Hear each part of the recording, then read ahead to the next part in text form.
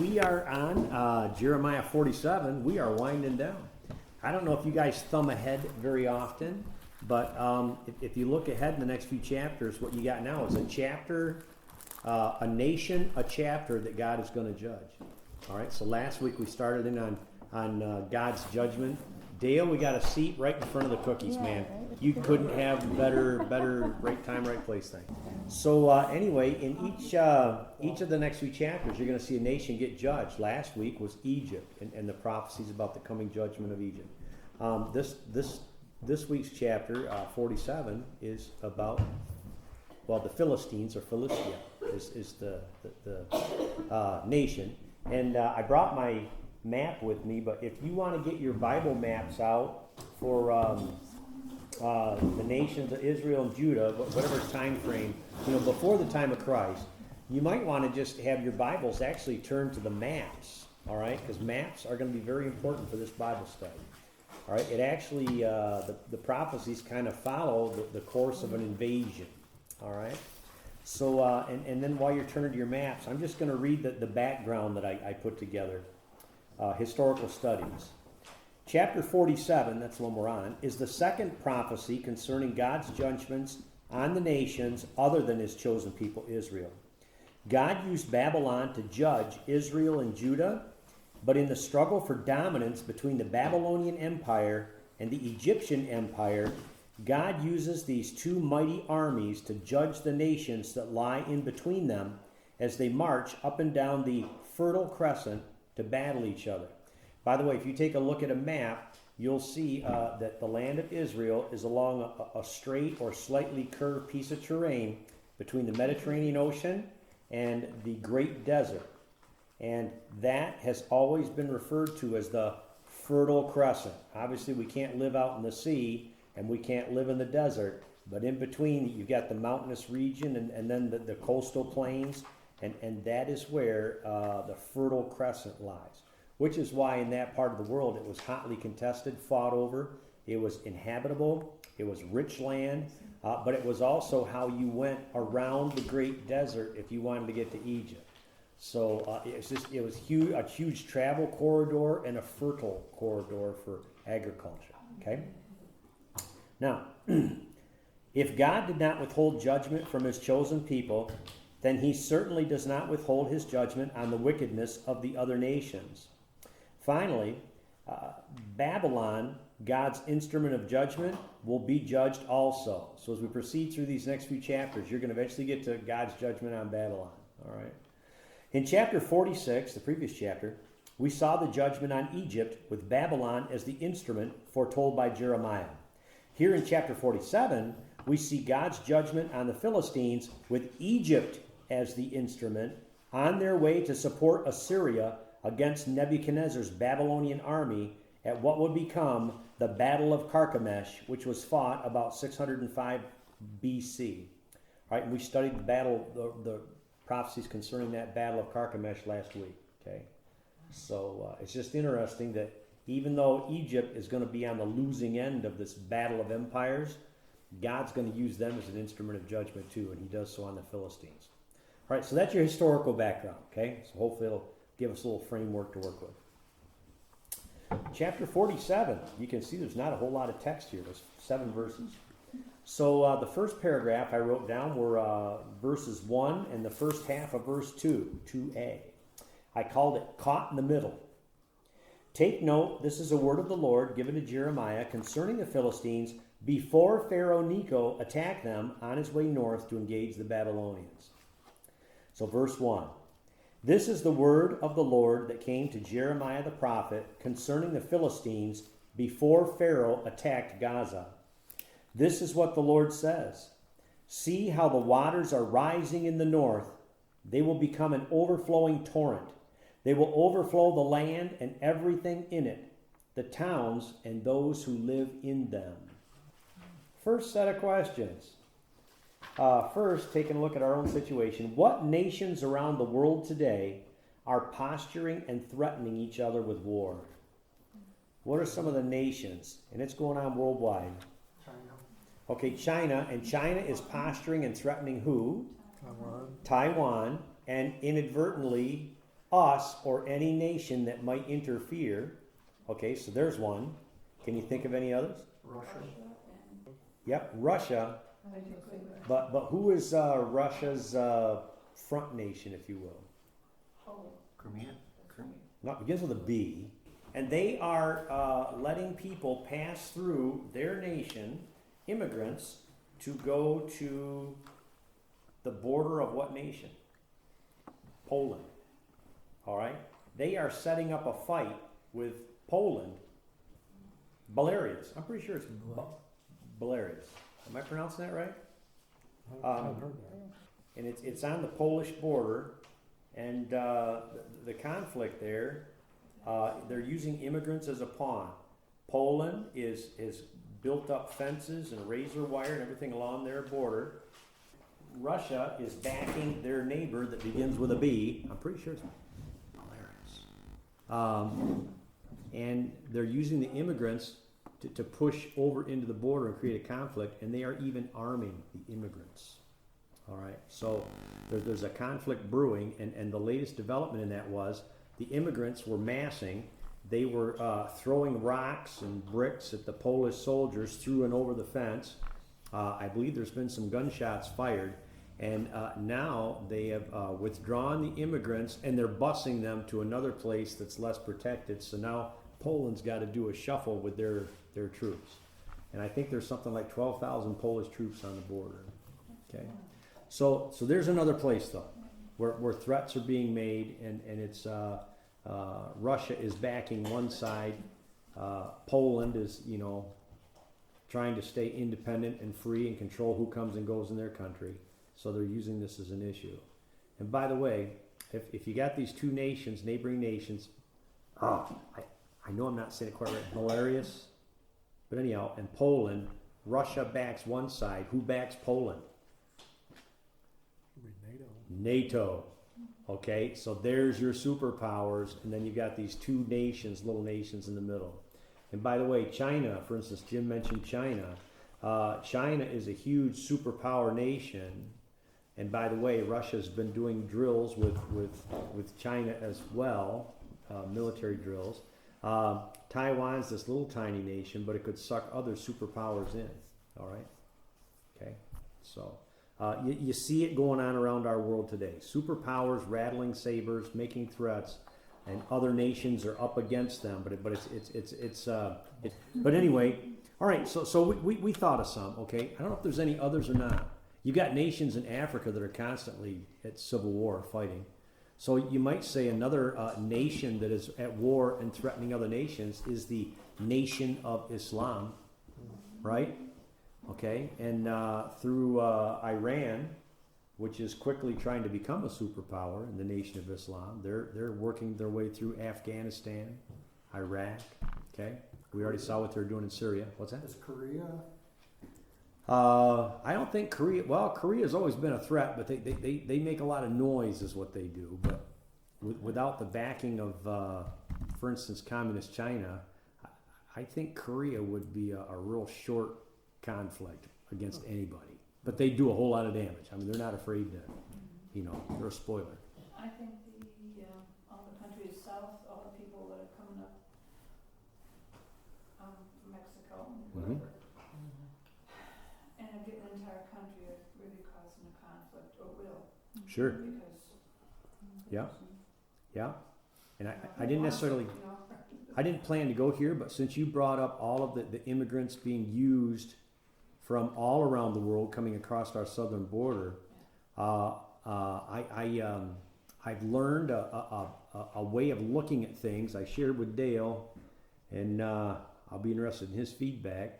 But I got an intelligence report that said if you want to try to make sense of everything going on in the United States today, including not enforcing our borders and many other things that just don't make sense that our government's doing, he said just look at it from this perspective.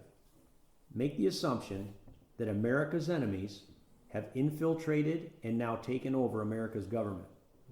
And then when you take a look at what the government's doing, everything makes perfect sense if it's something your enemy is doing. Our nation is being destabilized with all of these immigrant populations. And then if you bring in illegal immigrants, that destabilizes. But then our enemies who have infiltrated and taken over the government of America also want to give them $450,000 per child. What? See, crazy. Why would anybody do that? Well, now let's stop and think. If it's the enemies of America that have infiltrated our government and taken it over, well, then that might make a lot of sense, because you're pushing America over the brink, and if you can destabilize and destroy the American dollar, you just got America out of the way. And who are the people that would do this? They're globalists. They can't take over the world with a one world government until America's out of the way. Just like they couldn't take over America until you got which president out of the way? Donald Trump. And they worked night and day for 4 years straight to get him out of the way. Well, they succeeded. See? So, yeah, so there's another one. All right? And there, our enemies are so just shrouded in secrecy and mystery. But, man, if you look at things with that perspective, it all starts to make sense. I don't know. Do you think we're out in left field, Dale? I don't know. I don't think so. I mean, it seems like everything that's going on is to our detriment. Yeah, to our detriment. So, Well, thing too, you don't know where the sun's from. yeah, well, and that's another no thing. idea. Okay, so if you have an immigrant invasion at the southern border, and then our government puts them on buses to take them to airports to fly them all over the country to drop them off in every state, how does that make sense? Yeah. It makes no sense unless the enemies of America have infiltrated and taken over our government, right? That's right. So, and all I'm saying is, maybe that's right, maybe that's wrong, but come up with a way of understanding things that makes more sense than that. It makes a lot of sense to me. That's all. Okay, so we'll keep going, but there are nations around the world that are threatening each other with warfare, but we are engaged in a war. By the way, this is called a low conflict war. All right, when you get high intensity hot conflict, that's when people are openly shooting at each other and dropping bombs and firing missiles.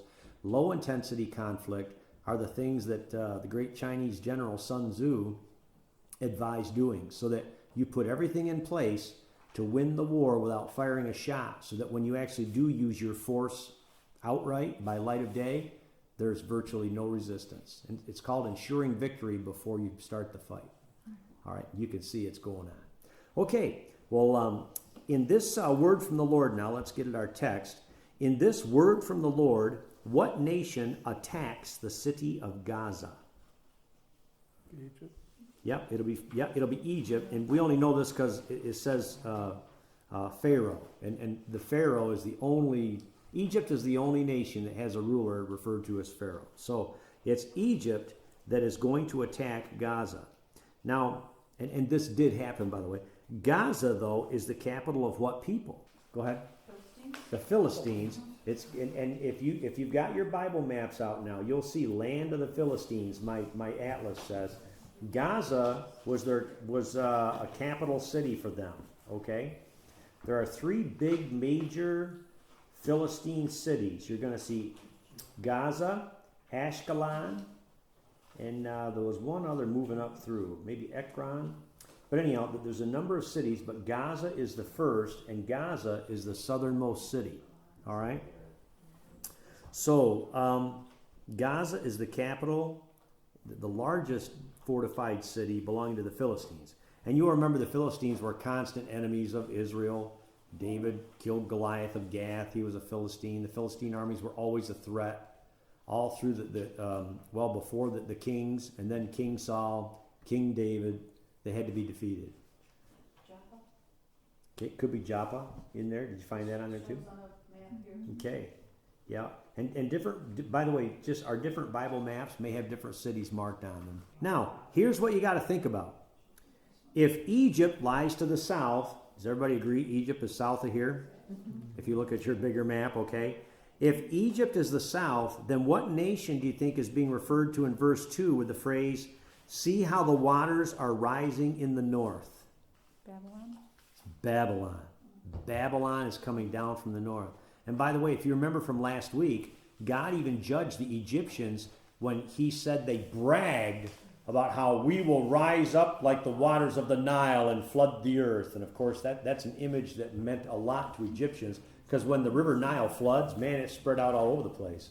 Okay? So the Egyptians kind of had this picture of the future when their armies marched through. So what is God telling through the prophet Jeremiah? What's he telling the Philistines? That there are waters that are rising, but it ain't in the south from Egypt.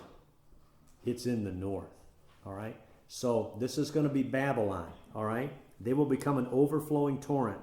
How extensive will the Babylonian invasion from the north be, even though Pharaoh is coming from the south? What's the vocabulary there we see? I put it in bold print for you. See how the waters are rising in the north? They will become an overflowing torrent.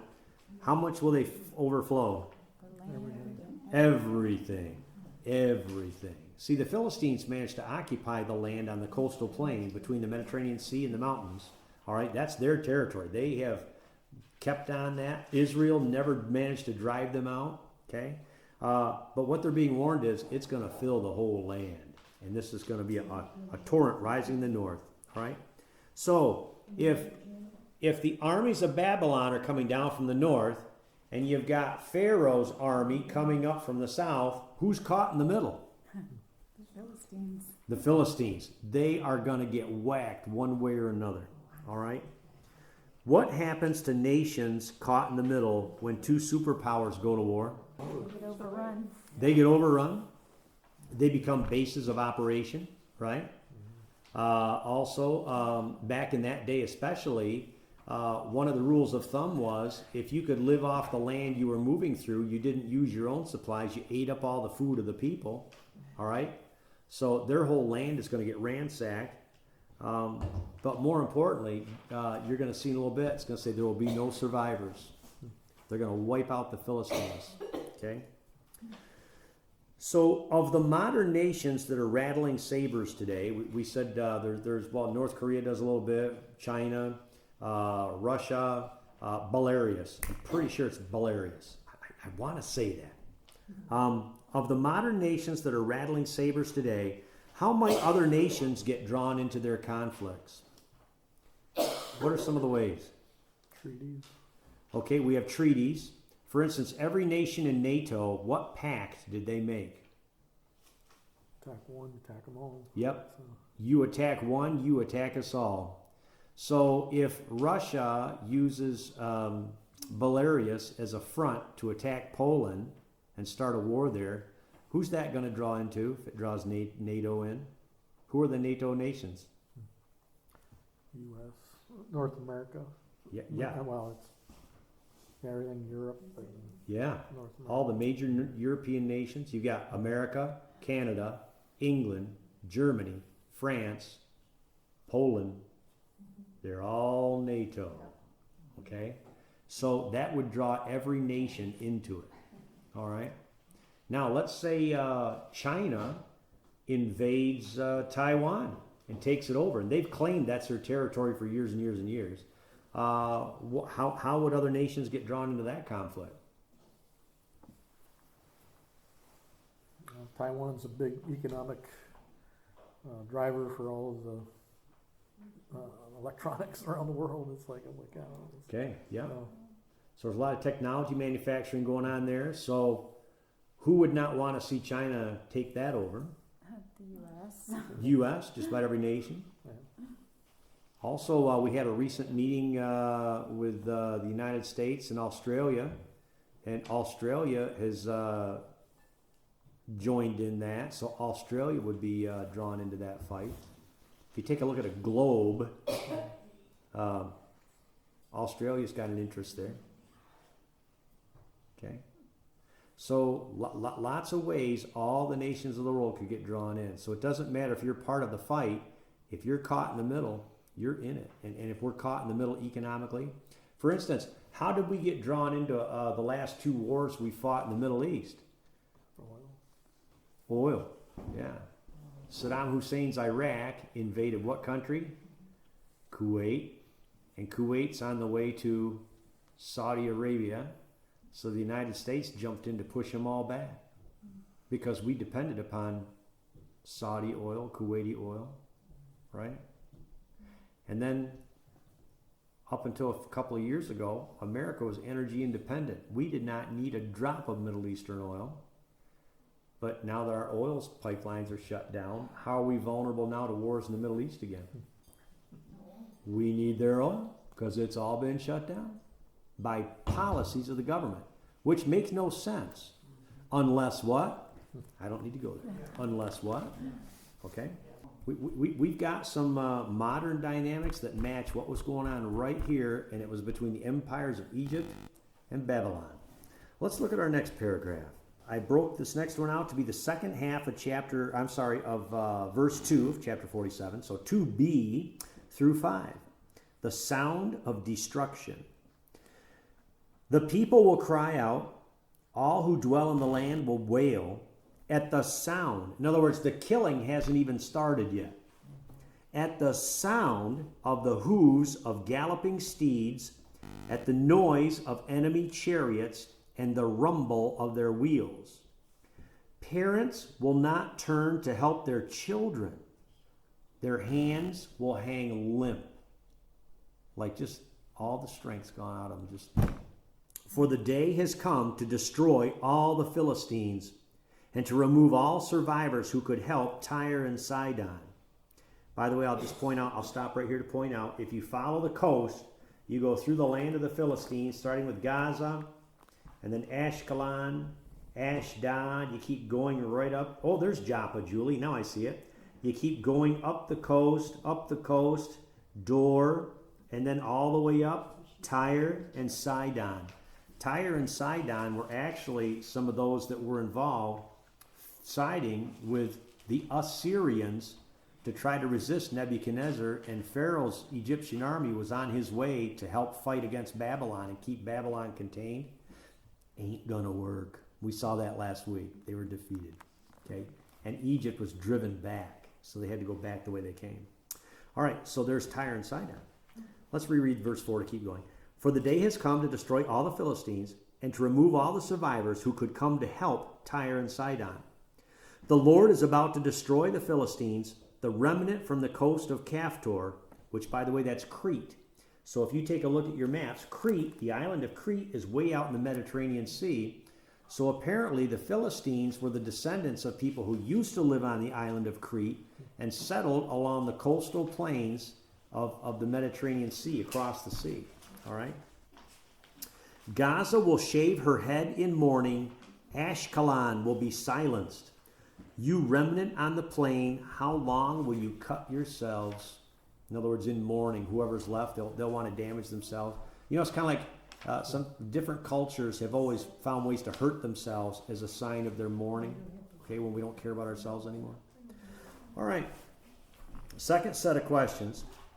Now, I want you to use your imagination that America is being invaded by a huge army rolling across America. What are the deafening sounds you think you would hear? Roaring. What would you hear? Roaring.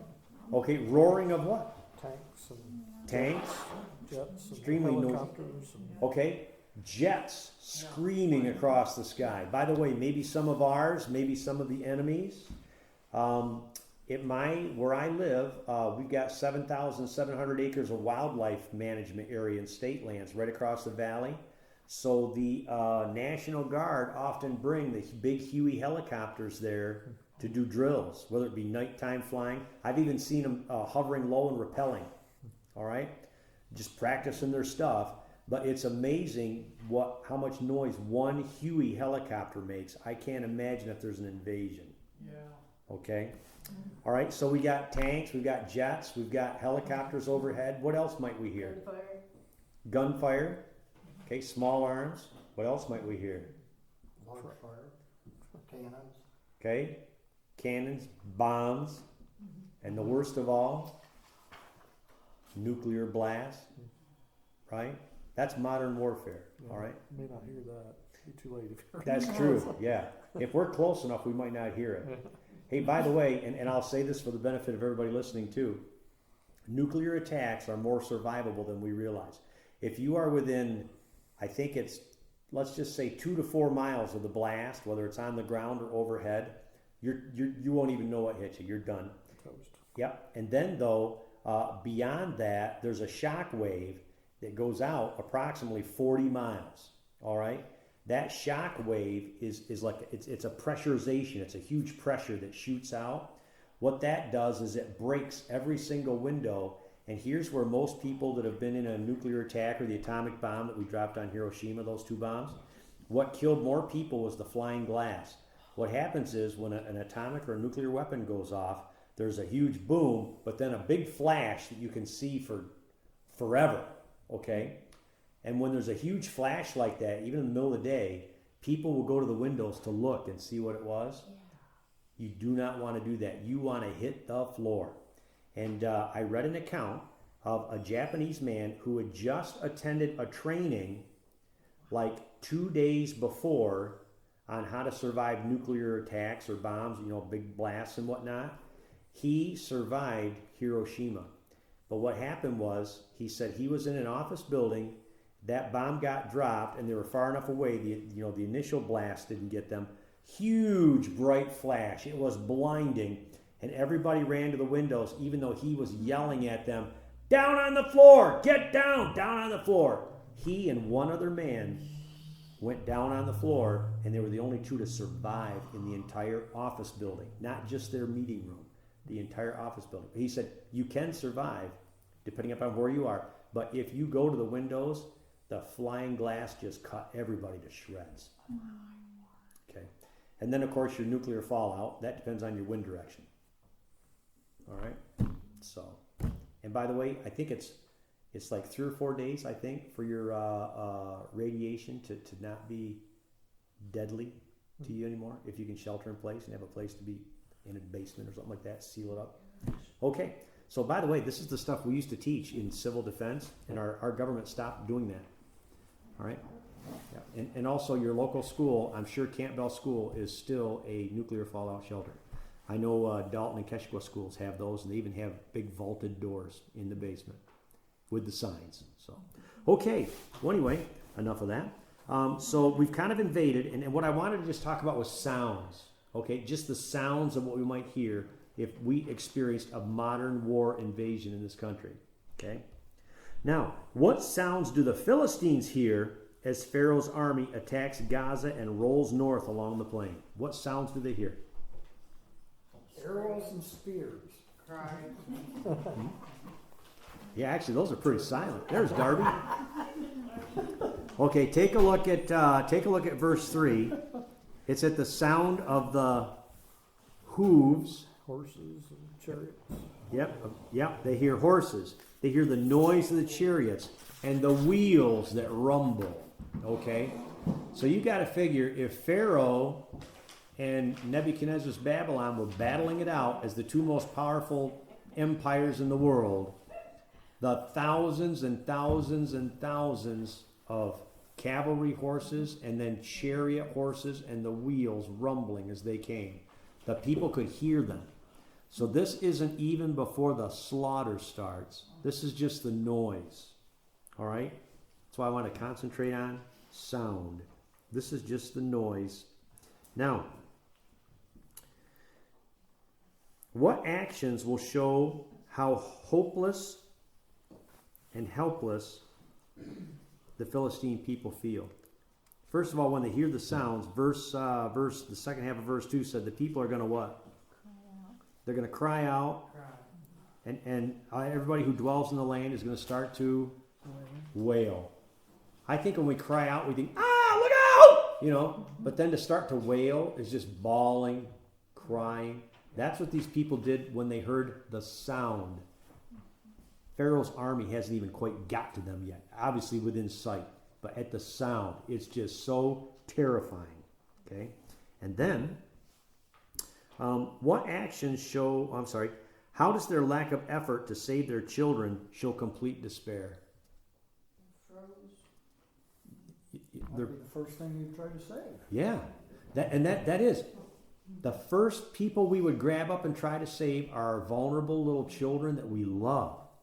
And yet, Jeremiah warns them, they won't even turn to try to save their children and their hands. What was the deal about their hands, the detail? Their hands will hang limp. Like, have you ever been so scared or so stressed you lost all your strength? Like you didn't have grip, you could hardly move. That's the effect Pharaoh's army had on this city of Gaza and the people who lived there. And that's just the first city Pharaoh's going to roll through. Okay?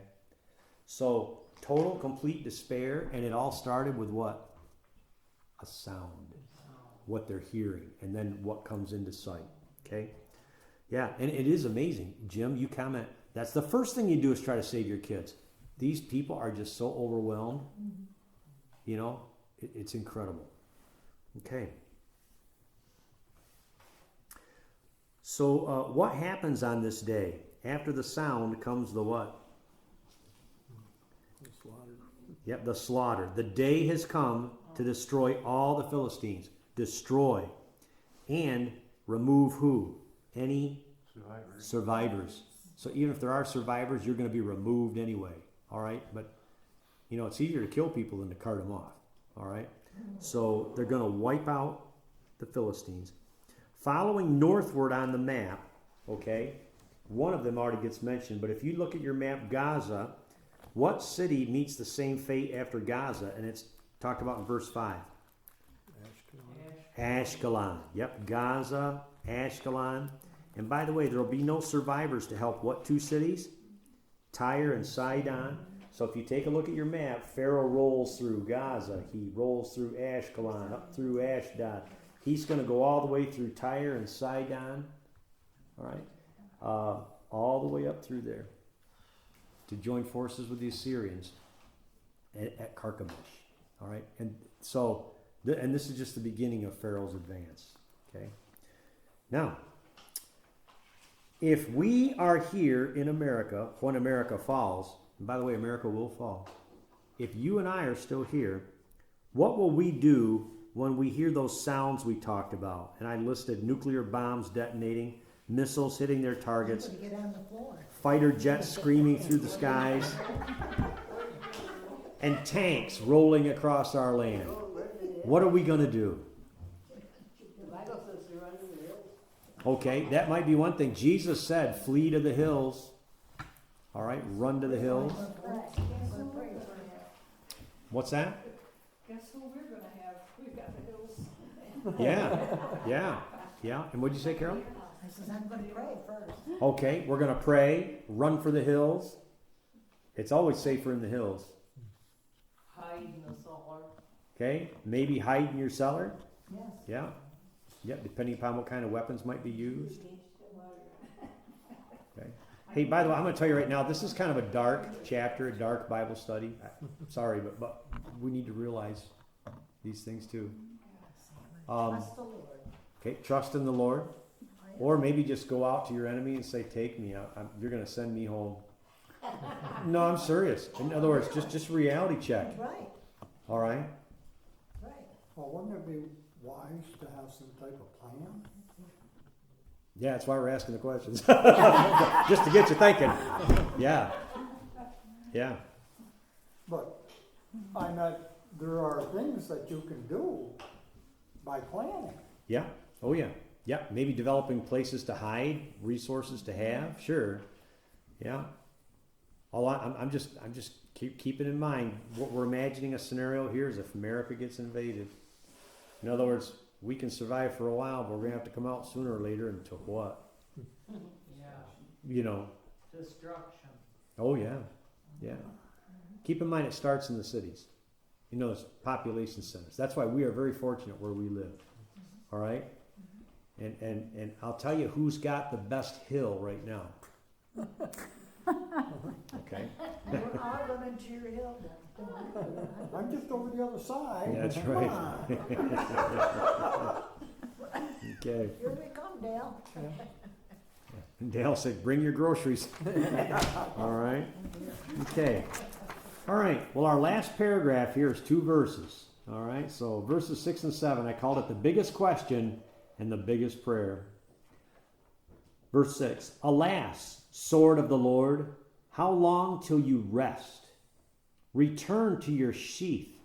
Cease and be still. But how can it rest when the Lord has commanded it, when he has ordered it to attack Ashkelon and the coast? It's going to go all the way up the coast. All right? If we witness the fall and defeat of America by another nation, how long do you think it would take until the fighting, the destruction, and the killing stops? We're a big country.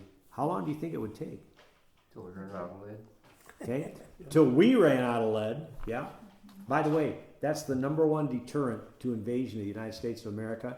During World War II, Japan actually tried to plan and war game a land invasion of the United States. And you know what kept them? They just said, no, there's no possible way we can do it. It was every gun in every single private citizen's home. They said it would be too costly. You can destroy a lot of things from the air, but to control the ground, you got to be on the ground. Okay. This way with all the guns that everybody that we know have stashed away someplace. Yep. Oh yeah. Yep. Yep. So one answer to the question is, how long would the killing and the destruction and the fighting last? Doug says until we run out of ammunition. Until God ends it. Okay. Also until God brings it to an end. Yeah. Because Doug, the Lord might bring it to an end before we run out of bullets. Wouldn't that be great? I hope. Yeah. I hope he does. I pray he does. That could be a long time. You ain't kidding. Yeah. Yeah, it could be. All right.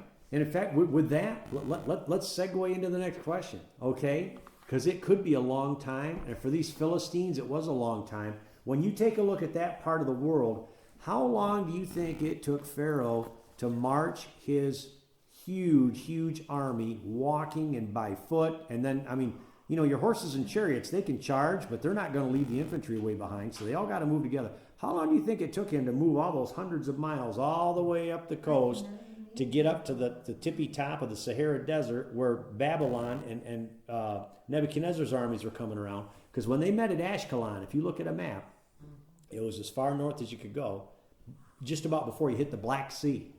All right? So next question here. What question does Jeremiah foretell that the Philistines will be asking? What are they going to be asking? How long? Yeah. Till you rest. Yeah. How long? How long till you rest? That sword, that killing machine, you know, it's not just a single sword, it's all the swords in the hands of the Egyptian shoulders. It's going to be slaying and slaughtering all the way up the coast. So they're asking, how long until the sword of the Lord will rest? Okay. And then, what prayer will they be praying? Psalms 91. Well, that's one for us to pray, but these are Philistines. Okay, and yet they might even revert to praying to God. But what did they ask? It's a request. I underlined it. Make it stop. Yeah, basically, make it stop. Uses the image of the sword. Return to your sheath. Cease. Be still. In other words, please stop the what? The killing. Please stop the killing. All right. And also, any country that's ever known war on its home soil, and we haven't known it in a long time, that's what you want to end more than anything else, is just stop the killing. You know, at first, when one side kills some, the other side wants revenge. That'll motivate people. But in the end, when you see how many are dying, in the end, it's not revenge you want. You just want the killing to stop. That will be their prayer. Please just stop the killing. Okay? Now,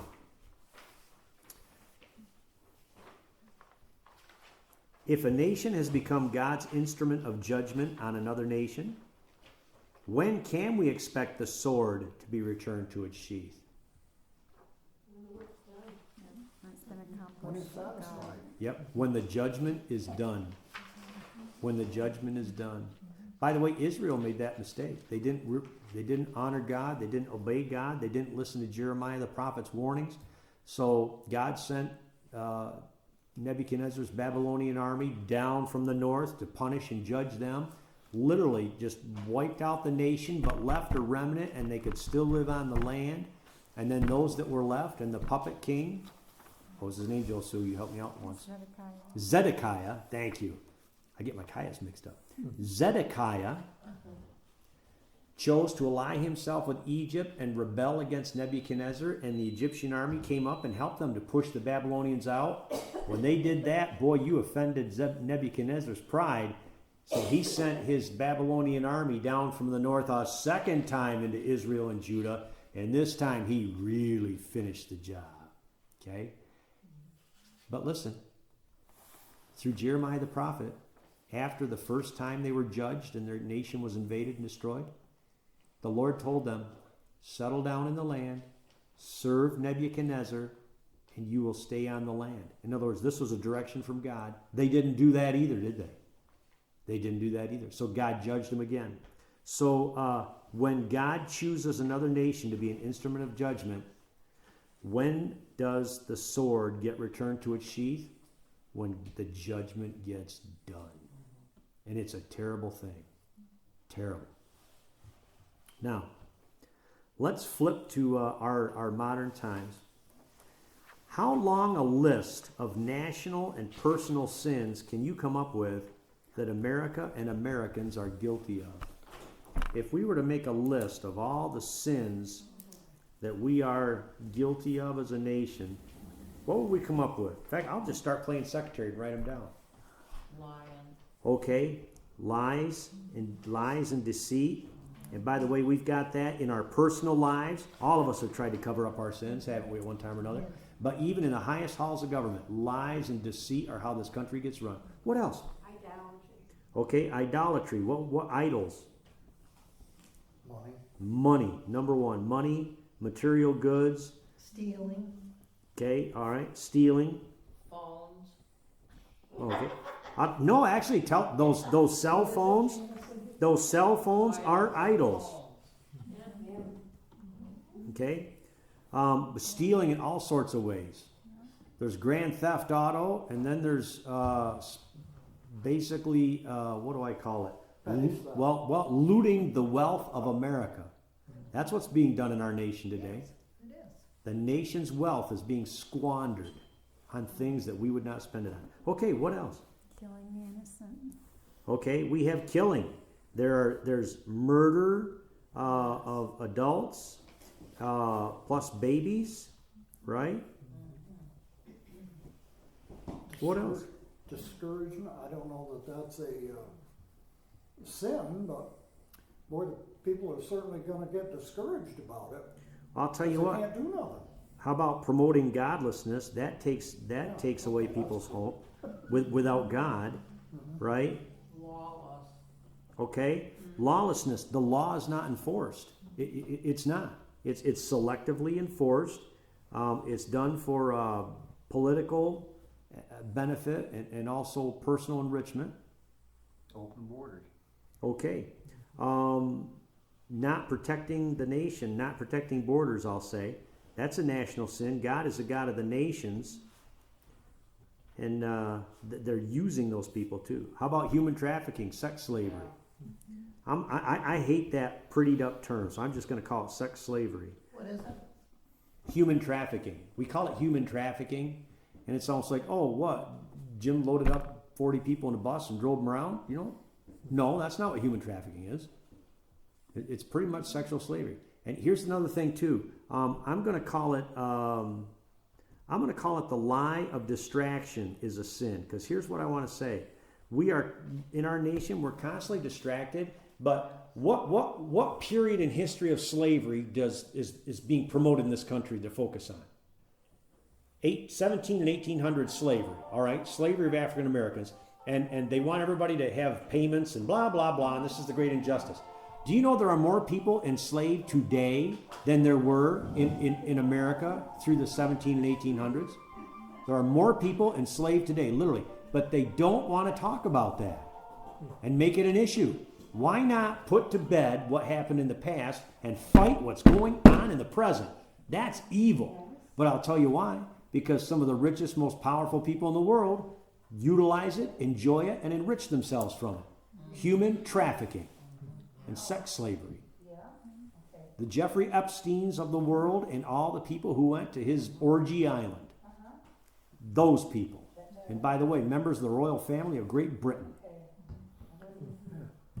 And former presidents have been on his island. So, what else have we got? Museum. Okay, violence. I'm going to call it violence in our culture. The music, you know what I'm saying? I'll give you another one. I'm just going to call it the sexualization of America. Everything is sexualized. And also, I'm going to say kids. Terry told me, hope not being too graphic here, but Terry told me that she went to a shopping mall. I haven't been to a shopping mall in so long. And when Kaylee invited her to go to a shopping mall with her, I said, they're still open? I had no idea. But Terry said now, on the clothing mannequins that they have, they've added nipples that protrude out through the clothes they're dressing mannequins in. And I'm like, why do they need to do that? And she's like, why? Yes, why? But Why do they do that? Why isn't that? well, it's sexualization of everything. It's promotion too. Yeah, that's how they promote. Okay, what else have we got? They want to keep I don't adding? like that where they try to get the boy and the girl there down in the school. Where they try to. Transsexualism. Yes, there you go. Okay, transsexualism. Yes, there you go, John. That's what it was. Dishonoring parents. Okay, dishonoring parents. Dishonoring parents. It's promoted all over the place. Forgetting why we came and where we came from. Okay, Forgetting abandon. the Lord. Okay, abandoning Lord. Plus biblical roots of America. Okay. Breaking covenant. Okay, we break covenant with God. This nation was founded on the Mayflower Compact. By the way, I'm also going to say part of this human trafficking stuff is cannibalism. There are kids are all psyched up, worked up, so their adrenaline is pumping, and then they actually kill children, according to reports I've read, and harvest the adrenal glands and make what they call adrenochrome, and it's a drug to get high. I'll call it cannibalism and devil worship. What else? Destabilization of the Constitution. Okay, all right. Yeah, it's how do I say this? A government is to promote the welfare of the people, but it's not. It's all for themselves. And by the way, every globalist believes they're going to be the ones in power. All right, that's how they sell this stuff. That's why you got congressmen and senators in our country participating in this stuff, because they think, well, they'll be on top too. Guess what? Yeah, they're going to get eaten alive. Okay. Well, listen, we got a good list here. So let me run down through. What's that? Witchcraft. Okay, witchcraft. We'll add that one too. Oh, yes, I don't like that. Okay, so I wrote down lies and deceit. We've got idolatry. We worship money, material, even cell phones, a culture there. There's stealing, both personal stealing and stealing the wealth of a nation. Murder and killing, both adults and babies. Promoting godlessness. There's lawlessness. Literally, take a look at what's going on in all around major cities today. Not protecting borders, sex slavery. I call it the lie of distraction. Violence in our culture, sexualization of everything, including kids, abortion, transgenderism, and by the way, also homosexuality. I got to throw that one in there. Dishonoring parents, abandoning the Lord and our biblical roots, breaking covenant with God. Cannibalism, devil worship, and witchcraft. So there's our list of national sins. That's a pretty good one, don't you think? Yeah, that is. All right. So here's our list. How long overdue do you think God's judgment is?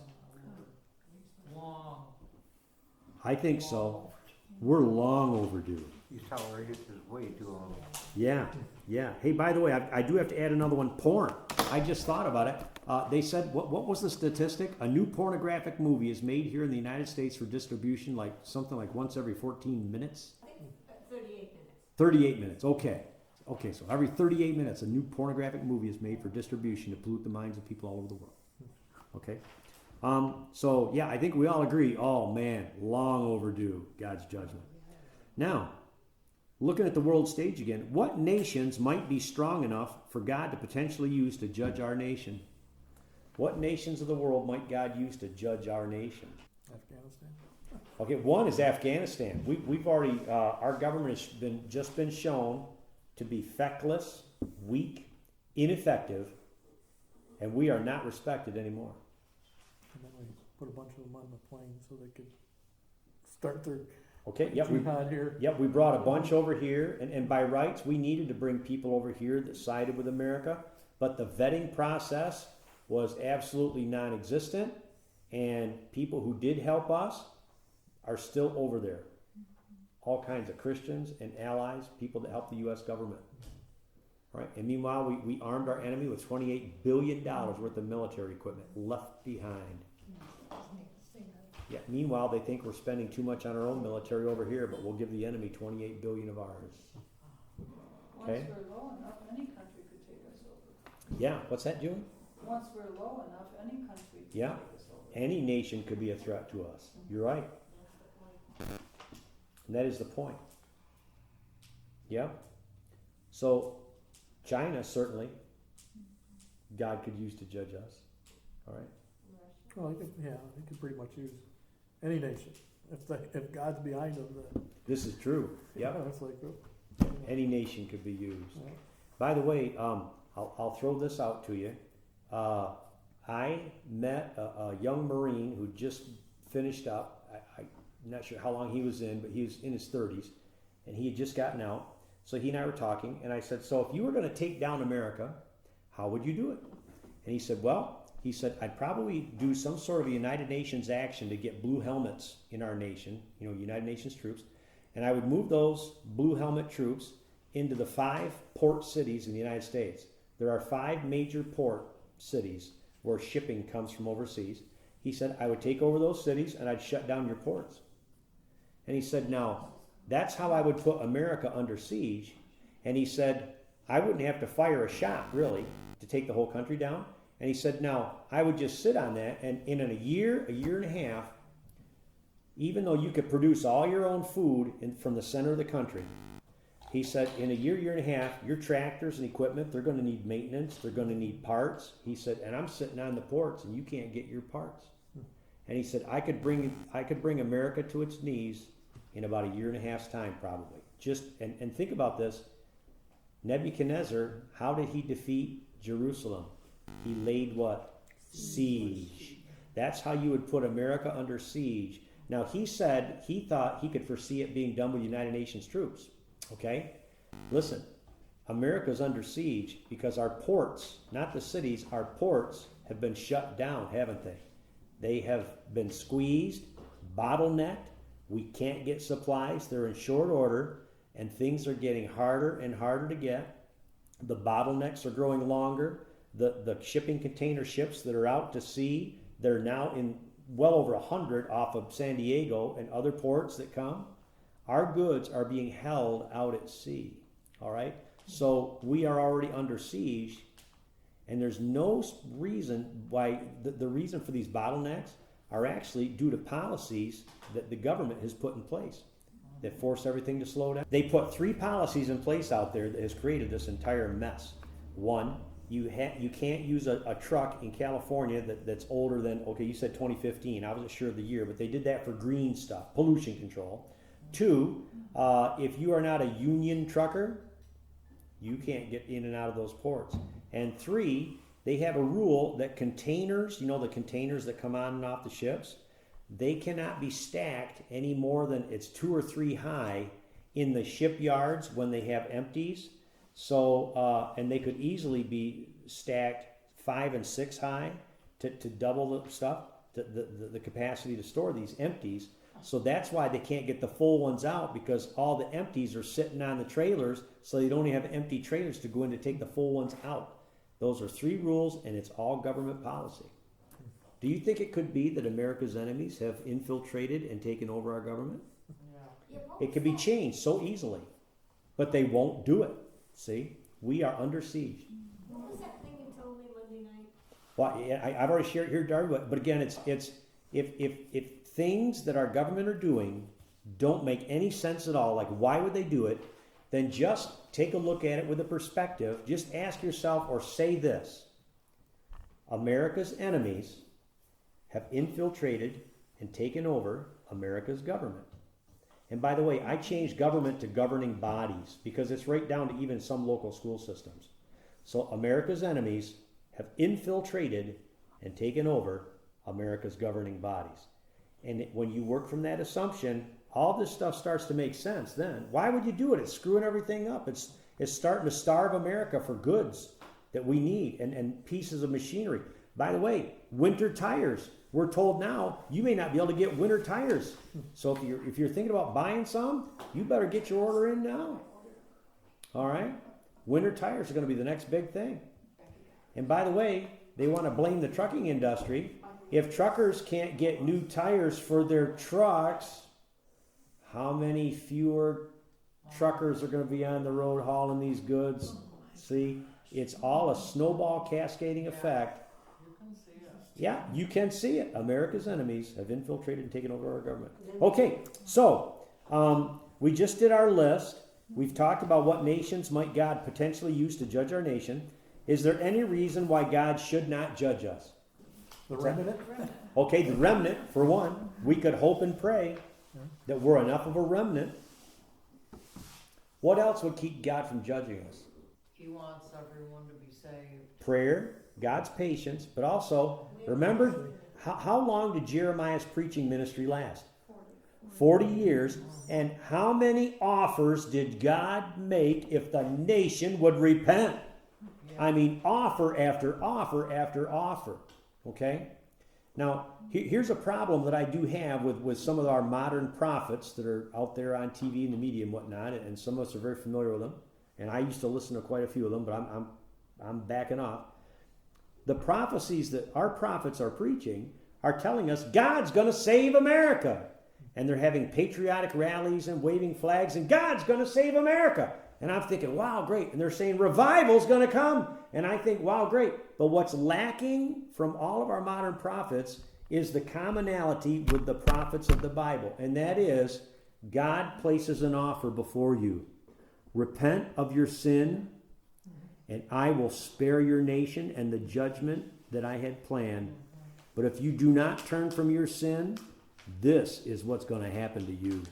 All right? Yeah. So I guess what I want to say is, what could keep God from judging America? And it is our nation needs to turn to God. We do. Now, granted, you're never going to get 100% of a nation, but I think we need a lot more than a relatively small remnant. Because the other solution is for God to take us out of here. Please, Lord Jesus, come. Right? Wouldn't it be great if we don't get to finish this Bible study? But God help those who are left behind. What would keep God from judging America? We got to get the message out there. We do. We need America to repent. Okay? So with this in mind, how do we need to devote our time and energies? How do you and I need to devote our time and energies now? We need to pray. We need to pray. We need to trust the Lord. We need to trust the Lord for our own lives. Right? We need to have faith. Yeah.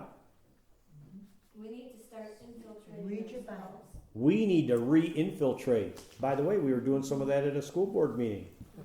Did you notice how many people were sitting in the peanut gallery at the school board? How many of them were from this church? There were 9 people. I think there were probably 12 people total, and 9 of them were from our church who went to that school board meeting. Okay. So we one of the things we need to re-infiltrate. And by the way, that's something that General Flynn is encouraging everybody. It starts at the grassroots. He said, start going to your school board meetings, get involved in local government. See if you can re-infiltrate and go back, fight back against this. What else? Spread the gospel. Okay, spread the gospel. Yes. You also might want to do some prepping. I'm serious. Store up, especially if we got times of plenty. Okay, because we are under siege. We are. This nation is already under siege. Read the Bible. And only half of them realize it. Correct. Or whatever. That's the huge issue. Yeah, they've been They don't deceived. understand, because this is a war that it's a quiet thing, Yeah. so to speak. Yeah. I'll tell you the other thing. Most of America cannot conceive that our government would dismantle America and tear us down. That's crazy talk. Yeah. All right? So that's why when I throw that out there as a paradigm to understand what's going on, I say, you don't have to believe me, but you give me another way of looking at it that makes more sense. This one makes the most sense for understanding everything that's going on. Our enemies have infiltrated America's governing bodies. Yeah. No, they're probably, potentially people don't realize it because they're are deceived by the ultimate deceiver. Sure. Yes. Period. So they don't see what's going on. Yeah. They don't see the impacts of what they're doing. Yeah. Many people are deceived. Hey, so another thing then, how do we spend our time and energies? We need to speak truth out there. Shine the light. Yep. Shine the light. Yeah. As a matter of fact, we had somebody this week that I was trying to get them some messaging of some things that they were missing and I felt needed to know. And it was messaged to us that they don't want to hear that anymore. And it's like, Yeah. okay, I've done everything I can. So, but point being, it was messaged to us that they don't want to hear facts about COVID, for instance. They don't want to do the research about COVID, or even when I'm feeding it to people. I forward a lot of stuff, and I don't know if other people forward it on. I don't know. But there's a lot of competing information out there that everybody needs to look at, compare, and you decide. But they don't want to hear this stuff. No. And say, okay, it was directly related to a medical situation. So, but anyway, so people are deceived. Some people are just too lazy and don't want to take a look. They don't, and that comes right down to Jesus and making a decision about the Lord in their lives. Yeah. Well, society is so technical that they can't grasp this because it's not tangible. Yeah. You read it and it sounds like something just very. There's no common sense. Yeah, they're lacking common sense. Because They're afraid, I think they're afraid, and I really. oh sure, a lot of people are afraid. I mean, they're afraid, and they don't, and Yeah. they're sad, they're Yeah. sad. But things are being taken right from under our noses. And Our country. They're sad. I was just gonna say, they probably are hoping for the best. Yeah. Yeah. Hope for the best, but do nothing. Yeah. Right, Yeah. right, there you go, that's the That will truth. go away. And there's a constitutional ignorance in our society. Yes. And I just recently purchased one that's called Biblical Citizenship. What is a Christian's perspective or duty to God and His country? Mm-hmm. And too many times, pastors won't take the political whatevers to the pulpit. Yeah. And I heard one person say, "No, politics is dirty," and the other guy responded with, "Well, so is the church." Or how's that any different from the church? Because how much politics is in the church Sure. Yeah. when you come right down to it? Yeah. A lot of places. And so, in order to have the government that we have, you have to have good people in it, Mhm. running it. Yeah. And the church has failed to take that, what they call mountain. To put people forward. That's right. Yeah. It's our fault. Yeah. We're in the pickle we're in. Yeah.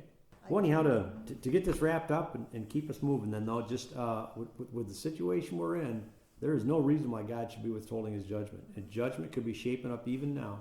Yeah. And I've always said we pray for revival, but before revival comes, usually people have to be flat on their back or brought to their knees. So if that's what this is going to take, we need to be prepared to go, and prepared many ways. Prepared mentally, so we don't freak out. Prepared spiritually. Our own houses have to be in order before we can help anybody else see the way. And then also even materially, we need to be prepared so that we're not people in a bread line. We're people who have resources that can minister and draw people to us. I think when anybody really gets afraid, the first thing they say is, "Oh my," Mm-hmm. Sure. don't you? Really? Yeah. I do, I think that's the first thing that comes out of their mouth. Yeah. Yeah. What's the term for that? Fire insurance Christians or Christianity or something? I don't know. It's like, yeah. All right. Well, any other questions or thoughts to add to this Bible study before we wrap her up? Am I wrong by thinking that the great revival will be like in the tribulation when everything is so, because there's going to be a lot that come out. Yep. So I wonder if that's the big revival. Yeah, that'll be the last great harvest. People will come out of the tribulation. There will be a revival. There will. But many will still remain to be deceived, and that's another thing the book of Revelation, the theme in it has in it is, and they still refuse to believe after plague, after disaster, after war, after war. So, but yeah, there will be people who come through it, or out of it, I should say. Well, let's wrap up, and we'll go to our prayer meeting time. So, for those of you who listen at home, we'd love to have you join us. And tonight you missed some really good peanut butter and chocolate chip cookies. All right. So anyway, you take care, and we'll be praying for you as well, our audience at home. Have a good night. We love you.